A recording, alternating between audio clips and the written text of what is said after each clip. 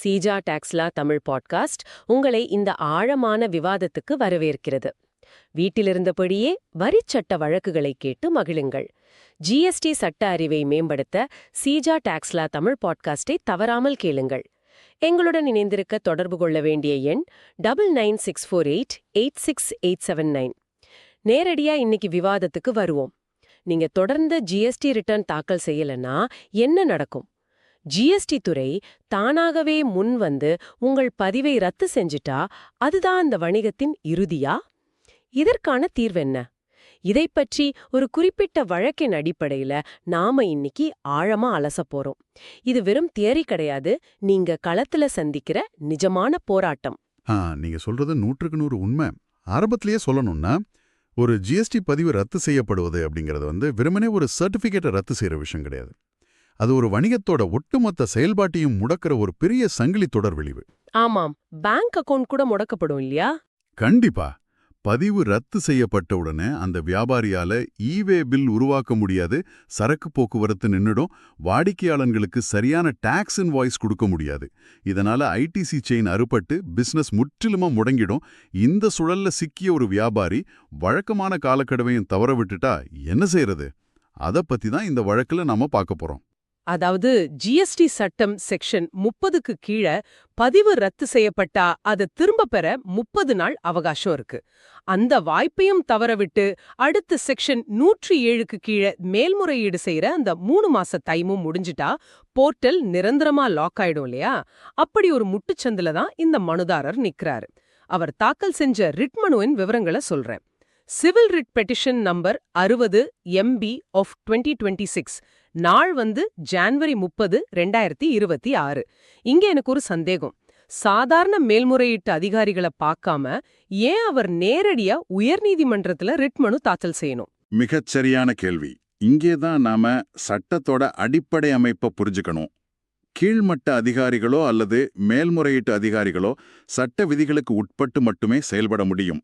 அந்த time limit முடிஞ்சிட்டா காலதாமதத்தை மன்னிக்க அவங்களுக்கு சட்டத்துல அதிகாரம் கிடையாது.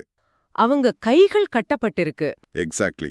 ஆனா ஒருவரோட தொழில் செய்யும் அடிப்படை உரிமை பாதிக்கப்படும் போது இந்திய அரசியலமைப்பு சட்டம் வழங்கியுள்ள ஆர்டிகல் 226 கீழ் உயர்நீதிமன்றங்களை நாடலாம். இதுதான் ரிட் மனுவோட அடிப்படை. சிஸ்டம் முடக்கப்பட்டிருந்தாலும் அதை திறப்பதற்கான மாஸ்டர் கீ ஹைகோர்ட்டு கிட்ட மட்டும்தான் இருக்கு. நல்ல உதாரணம். வியாபாரம் தொடர்ந்து நடந்தாதானே வரிய கட்ட முடியும். இத உணர்ந்துதான் அவர் கோர்ட்டுக்கு போயிருக்காரு. சரி, இந்த வழக்கு நைனிதாலில் உள்ள உத்தரகாண்ட் உயர்நீதிமன்றத்துல மாண்புமிகு நீதிபதி சுபாஷ் உபாத்யாய் அவங்களோட அமர்வுல விசாரணைக்கு வருது. இந்த விசாரணையில நீதிமன்றத்தோட அணுகுமுறை எப்படி இருந்தது? இந்த விசாரணையில நாம கவனிக்க வேண்டிய 2 முக்கியமான சட்ட அம்சங்கள் இருக்கு. ஒன்னு சட்டத்தின் நிலைத்தன்மை, மற்றொன்று இயற்கை நீதி. மாண்புமிகு நீதிபதி சுபாஷ் உபாத்யாய் அவங்களோட அமர்வுல இந்த வழக்கு வந்தப்போ கவனிக்க வேண்டிய சுவாரஸ்யமான விஷயம் என்னவென்றால், இதே உத்தராகண்ட் உயர்நீதிமன்றத்துல ஏற்கனவே இது போன்ற பல வழக்குகள் விசாரிக்கப்பட்டு தீர்ப்புகள் வழங்கப்பட்டிருக்கு. ஓஹோ, அப்ப ஏற்கனவே முன்னுதாரணம் இருக்கு. ஆமா, வியாபாரிகள் தாமாக முன்வந்து நிலுவை வரியை செலுத்த தயாரா இருக்கும்போது அவங்களுக்கு பிழையை சரி செய்ய ஒரு வாய்ப்பளிக்க வேண்டும் அப்படிங்கிறது முந்தைய தீர்ப்புகளோட நிலைப்பாடு. இத அரசு தரப்பும் ஜிஎஸ்டி துறையும் முழுமையா ஏத்துக்கிட்டாங்க. ஜிஎஸ்டி துறை இதுக்கு எந்த ஆட்சேபனையோ, அதாவது நோ அப்ஜெக்ஷன் சொல்லிட்டாங்க. இந்த இடத்துல நான் ஒரு மாற்று கருத்தை வைக்க விரும்புறேன். துறை எந்த ஆட்சேபனையும் தெரிவிக்கல அப்படிங்கறத மேலோட்டமா பார்த்தா நல்லா இருக்கு. ஆனா கொஞ்சம் யோசிச்சு பாருங்க. துறைக்கு எந்த ஆட்சேபனையும் இல்லைன்னா அப்புறம் ஏன் ஆரம்பத்திலேயே அந்த வணிகரோட பதிவை ரத்து செஞ்சாங்க? ஏன் அவரை கோர்ட் வரைக்கும் அலைய வைக்கணும்? இது ஒரு முரண்பாடா தெரியலையா? இது ரொம்ப நியாயமான வாதம். ஆனா அரசு இயந்திரம் செயல்படுற விதத்தை நாம புரிஞ்சுக்கணும். கீழ்மட்ட அதிகாரிகளுக்கு சில நடைமுறை சிக்கல்கள் இருக்கு. ஒரு வியாபாரி தொடர்ந்து ரிட்டர்ன் தாக்கல் செய்யலனா சிஸ்டம் தானாகவே அவரை டிஃபால்டர்னு காட்டும். அந்த வருவாய் இழப்பை தடுக்க அதிகாரிகள் பதிவை ரத்து செய்துதான் ஆகணும். அது அவங்களோட டியூட்டி. ஆனா உயர் நீதிமன்றத்துல அரசு தரப்பு வழக்கறிஞர் வரும்போது அவர் அரசோட மேக்ரோ லெவல் கொள்கையை பிரதிபலிக்கிறார். அரசோட முதன்மை நோக்கம் தொழில் செய்யறதை எளிதாக்குவதும் வரி வருவாயை பெருக்குவதும் தானே தவிர வணிகர்களை முடக்குவதல்ல. வியாபாரி முழு வரியும் கட்ட தயாரா இருக்கும்போது அதை மறுப்பது அரசுக்கே நஷ்டம் இல்லையா? அதனாலதான் கோர்ட்ல அவங்க நோ அப்ஜெக்ஷன் சொல்றாங்க. சூப்பர். ஒரு அதிகாரி விதிகளுக்குள்ள பாக்குறாரு, ஆனா உயர்நீதிமன்றமும் அரசும் ஒட்டுமொத்த பொருளாதார பலனை பாக்குறாங்க. சரி, இப்ப தீர்ப்பு வியாபாரிக்கு சாதகமா வந்தாச்சு. ரத்து செய்யப்பட்ட பதிவை திரும்ப பெற கோர்ட் அனுமதி அளித்து விட்டது. இந்த இடத்துல தான் விஷயம் மிகவும் சுவாரஸ்யமாகிறது. ஏன்னா கோர்ட் சில கடுமையான நிபந்தனைகளை விதிச்சிருக்கு இல்லையா? நிச்சயமா. கோர்ட் வாய்ப்பளிக்குது அப்படிங்கிறதுக்காக அது ஒரு ஃப்ரீ பாஸ் கிடையாது. சட்டம் தன் கடமையை செய்யும் என்பதை உணர்த்தும் வகையில மிக தெளிவான காலக்கெடுவை கோர்ட் விதிச்சது. முதலாவதா, வியாபாரி 2 வாரங்களுக்குள்ள ரிவோகேஷன் அப்ளிகேஷனை தாக்கல் செய்யணும். அதற்கான வட்டி, அபராதம் எல்லாத்தையும் முழுமையா செலுத்தினா மட்டும்தான் அந்த விண்ணப்பம் பரிசீலிக்கப்படும் நிபந்தனை விதிச்சாங்க. இத கொஞ்சம் பிராக்டிக்கலா யோசிச்சு பாருங்க. ஒரு வியாபாரியோட பேங்க் அக்கவுண்ட் முடக்கப்பட்டிருக்கலாம், பல மாதங்களா பிசினஸ் இல்லாம கேஷ் ஃப்ளோ சுத்தமா நின்றுக்கும். இப்படிப்பட்ட சூழல்ல வெறும் 14 நாட்கள்ல மொத்த வரியையும் 18% வட்டியையும் அபராதத்தையும் திரட்டுவது ஒரு பெரிய சவால் இல்லையா? பிராக்டிக்கலா கஷ்டம்தான். ஆனா நம்ம கோர்ட்டோட பார்வையிலிருந்து இதை பார்க்கணும். ஜிஎஸ்டி சட்டம் ஏற்கனவே ஒரு வணிகருக்கு பல வாய்ப்புகளை கொடுக்குது. நோட்டீஸ் வருது, 30 நாள் டைம் இருக்கு, அப்புறம் அப்பீலுக்கு 3 மாசம் இருக்கு.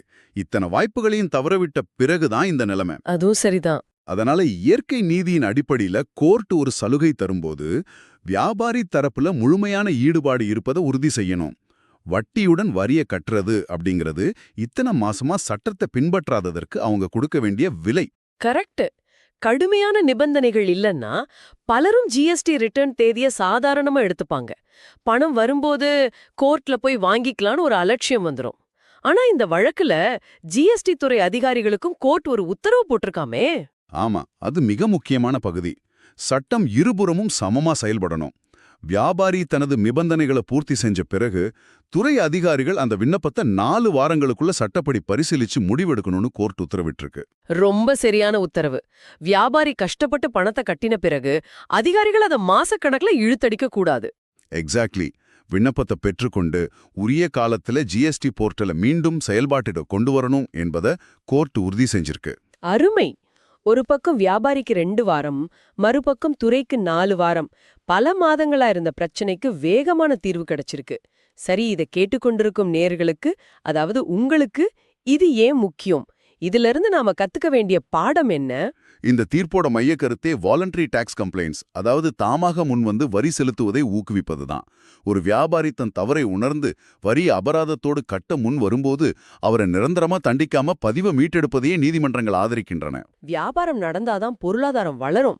ஆனா தவற திருத்திக்கிறதுக்கு சட்டம் வழி செஞ்சாலும் இதுக்காக கோர்ட் படியேறுவது, பண விரயம், மன உளைச்சல் இதெல்லாம் தவிர்க்கப்பட வேண்டியவை இல்லையா? ஆமா, இதையெல்லாம் தவிர்க்க ஒரே வழி ஜிஎஸ்டி ரிட்டர்ன்களை சரியான நேரத்துல தாக்கல் செய்வது மட்டும்தான். வருமுன் காப்பதே சிறந்தது. இருந்தாலும் சில நேரங்கள்ல தவிர்க்க முடியாத காரணங்களால நிறுவனங்கள் நிதி நெருக்கடியில சிக்கும்போது ரிட்டர்ன் ஃபைல் பண்ண முடியாம போகுது. அதனாலேயே பலரும் பயந்து போய் அப்படியே விட்டுடுறாங்க. இதுக்கு ஏதாவது மாற்றுத் தீர்வு இருந்தா நல்லா இருக்கும்னு தோணுது. நீங்க சொல்றத வச்சு பார்க்கும்போது ஒரு முக்கியமான கேள்வி எழுகிறது.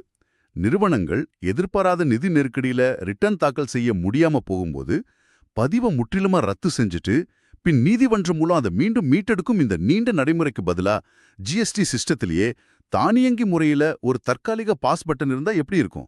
வாவ், பாஸ் பட்டனா?